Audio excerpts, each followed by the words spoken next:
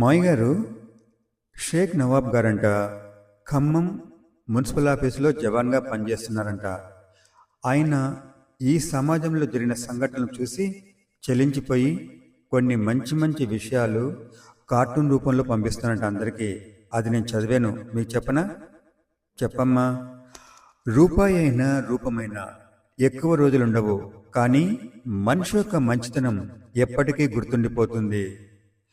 డబ్బును చూసి స్థాయిని చూసి గర్వపడకు, ఎందుకంటే జీవితం చదరంగం లాంటిది. ఆట ముగిశాక రాజు బంటూ చేరేది ఒక పెట్టెలోకే. మనం ఎలా ఉండాలో ఏకాంతం చెప్తుంది, మనం ఎలా ఉన్నామో ఈ సమాజం చెప్తుంది.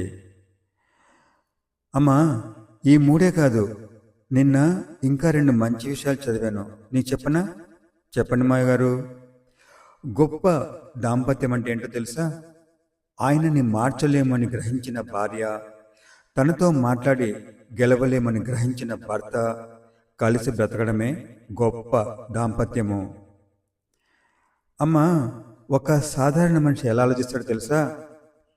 అదృష్టము మన ఇంటికొచ్చి తలుపు తడుతుంది అనుకుంటాడంట, కానీ నిజంగా జీవితంలో గెలవాలనుకున్నాడు ఆ అదృష్టము తలుపు తెరుచుకునేంత వరకు ఆ తలుపు మీద మనం కొట్టడమే. అది ఒక సాధారణ మనిషికి, జీవితంలో సక్సెస్ అయిన మనిషికి తేడా. బాగున్నాయి మావయ్య గారు. రేపు కొన్ని చెప్తారా? తప్పకుండా అమ్మా.